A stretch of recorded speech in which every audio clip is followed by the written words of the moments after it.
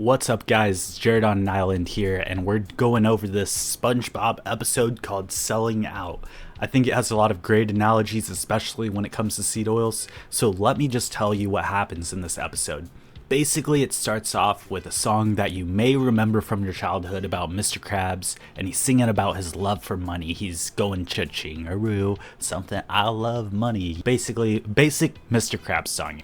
And these guys walk into the Krusty Krab, the main one being Howard Blandy, the president of Blandy Franchising Company, BFC. There's even a number on the little card. I tried to call it Nothing Happens, it just disconnects the number. And Howard Blandy offers Mr. Krabs, the boomer, a whole bunch of money for his small business. Mr. Krabs knows exactly who he is. He's notorious for buying small businesses and changing them into fast food chains. Mr. Krabs instantly takes the money offered, no hesitation.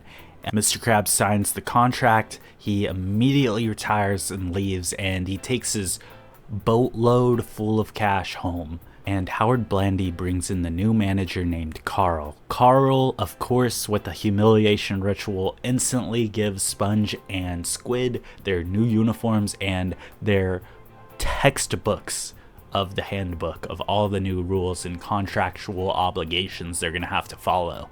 And he immediately dips. Just like Mr. Krabs dips and he starts his retirement life.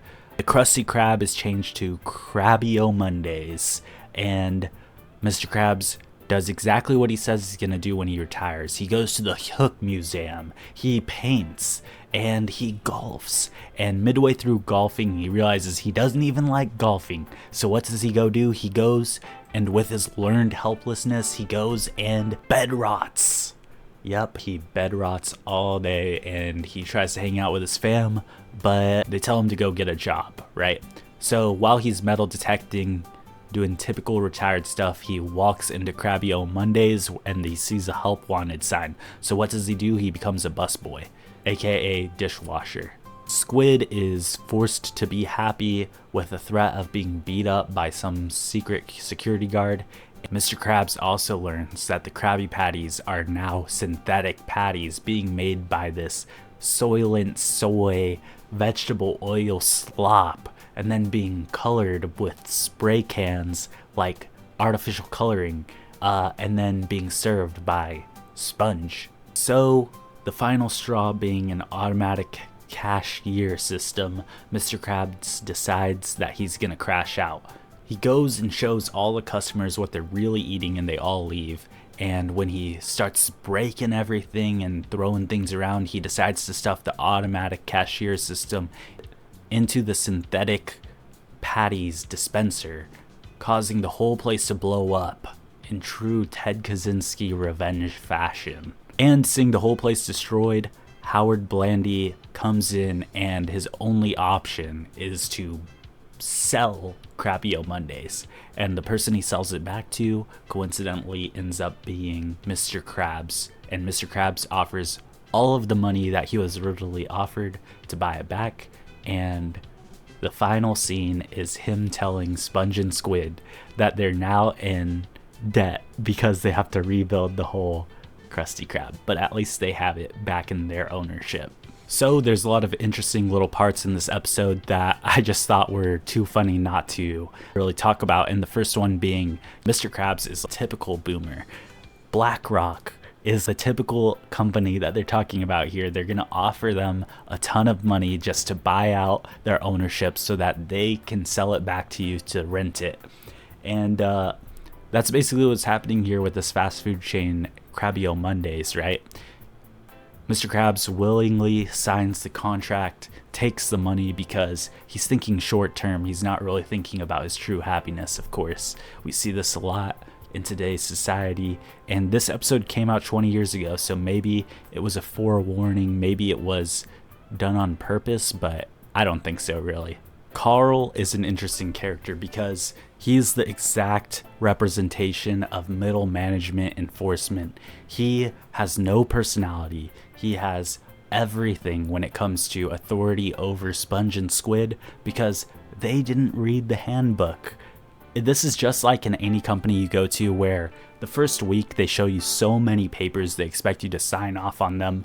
And what is it for? It's not really for your protection. It's to protect the company from you so that they can basically abuse or mishandle you, and then you'll be in trouble for it, when in reality you're just trying to do what is natural for you to happen. One thing is that people don't really consider is that accidents happen, they're natural, and a lot of the time we expect each other to be compassionate about those sort of things, but when it comes to a company, we can all glance away because we know, oh, you know what, they have a lot of legal power. Oh, they had you sign some sort of terms and agreement that everyone knows you didn't read, but yet we all are okay with it, even though the company for sure can cover whatever happened, especially a large one. And in this instance, these guys of course could.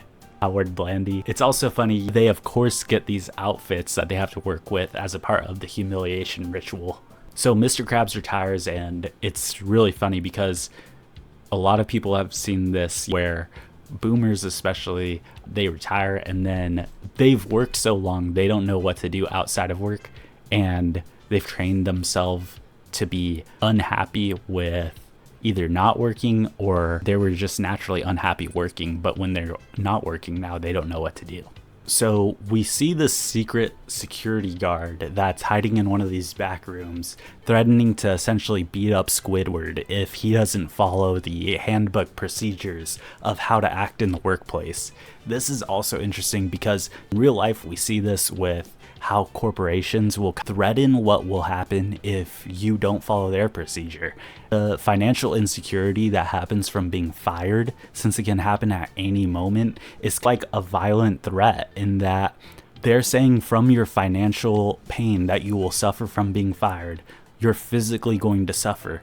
And this is exactly true today, where so many people are living paycheck to paycheck. What do you think happens if you get fired? You end up not having as much food as you originally had. Maybe not enough to where it's starving you, but the change in environment and the mental change for you from not having an income that you were expecting, I would say is in a way violent. I wouldn't say it's extremely physically violent. Of course, we have to be realistic about these sort of things, but in a way, I can see where people come from when they say it is violent.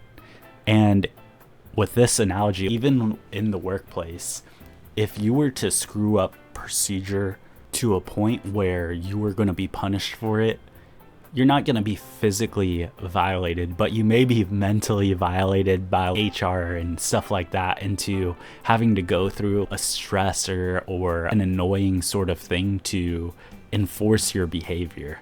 So Mr. Krabs tries to do something natural here, and that is to get through the trauma of working by sharing the trauma and coping mechanism of humor with Squidward. And when Squidward is trying to show him, hey, you shouldn't be doing that, it's breaking the rules of the handbook, with a fake smile on his face, Mr. Krabs doesn't really see it until Squidward shows him a help me sign. Mr. Krabs obviously doesn't get it. He's kind of an unaware older guy. And this is the case for a lot of people right now, where they just don't get what's happening to them at all. And we even see this with the customers when it comes to the food itself. And this is what I really want to talk about the seed oil aspect of it. But this still ties in with just how people are dealing with their work experience in general. They're so unaware of the situation that they've been forced in that they can't see outside of the situation. I don't know if it's an IQ thing. It kind of seems like it is, but it's something that can't be changed for most people. They will not be aware of it on their own unless they're fully shown every step. And then even after that, something drastic has to happen to where they realize, oh, in that situation, I hated my life because of this, not really because of X and X mental illness they told me I had. I don't know, that's just a funny sort of thing. They can't think it's their environment because they've been stuck in that environment, and they were expected to be in that environment their whole life. So synthetic patties, though, the main topic of this video, that is literally the soy meme that we all went through in 2014, 2016, where, oh, people who eat soy, it was like nutrient deficient food that they were choosing to eat. and people just didn't even realize they were choosing to do that. And that was the funny part. We saw the epidemic of soy boys and stuff, but we're now at the next stage where people are, especially now, way more aware that this is the same thing with seed oils. Seed oils are the true soy.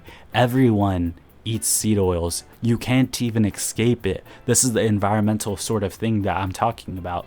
People just generally aren't aware that everything has seed oils and you cannot avoid it. That's how bad of a situation we are in. We are in the dystopia. This is the thing about cockroaches in food. They try to tell you, oh, that's the dystopia that could happen. You should be almost thankful for what we're in now, because that could happen and it may happen and it's probably going to happen. They'll tell you all that sort of stuff so that you don't think you're in the dystopia now.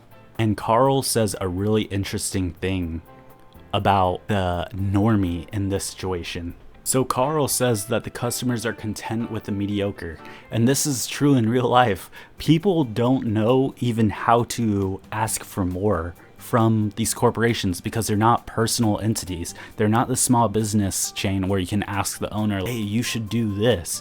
The mega corporation doesn't care about you, and you just have to be okay with whatever they give you because it's the only thing in your environment. It's the illusion of choice. So this guy is literally eating and he falls asleep while eating. We are literally asleep when it comes to this stuff, and people, they just don't even realize it. With seed oils, they don't realize it. With the nutrients in their food that change from artificial farming, they don't realize it. And they don't really care to realize it either. It's what they're stuck with. They feel like it's, for most people, I feel like there's a subconscious sort of protection where it's like it's so out of their control, they'd rather just not know and then be okay with the situation they're in. It's a form of coping. So when Mr. Krabs shows them what they're eating right up to their face while they're eating it, it awakens them to leave the restaurant. They're so disgusted that they just leave. This may be what needs to be done for the average person in order to actually care about what's happening, to show them videos of vegetable oil slop, how it's like synthetic engine oil, and maybe it will change their eating habit to, or at least make them want to change their eating habit to the point where they demand change. But even then, how many people do you know now that already know this? So many people already know it, but things don't get done because your voice is kind of hidden by these corporate powers. So I don't think we should do what Mr. Krabs does, where he has a Ted Kaczynski level crash out and he blows the whole place up. I don't think we need to resort to violence in any way. I think we can change the seed oil problem peacefully, but maybe we should just show people how seed oils are made straight up to their face.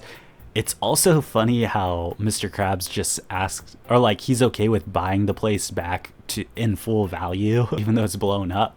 And Howard Blandy is desperate for someone to buy it now.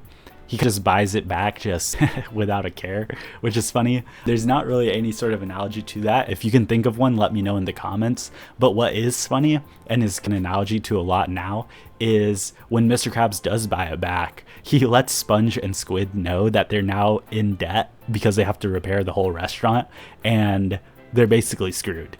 They're going to have to work their butts off in order to get the Krusty Krab back and running, or to not be in debt. And it's funny because who are they in debt to? The same people that supported the business being bought out, the bank. This is just hilarious. And remember, this was made 20 years ago and it's so true today. So you guys let me know what you think. Do you guys think that this is a good analogy for seed oils? It kind of is, but we didn't even know about seed oils when we were young and noticing this. Do you think this kind of awoke some of the adults that watched it while we were kids? I don't really think so, or else maybe things would have changed. Do you guys think normies can be saved when it comes to seed oils? Because they are the ones that need it the most. They don't really understand that it's in their best interest not to have seed oils.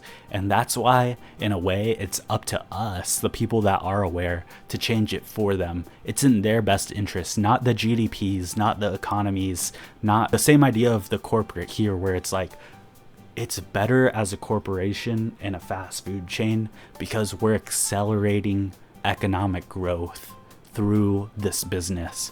No, sometimes it's okay with having slower progress for a healthier people. In the long run, it's better for society overall to take it slowly and to grow individually in a healthy way instead of doing what we do now, where we try to accelerate growth by a non-personal method. I hope that makes sense. But let me know what you think in the comments. Thank you guys for watching. Jared on an Island. Like, comment, subscribe.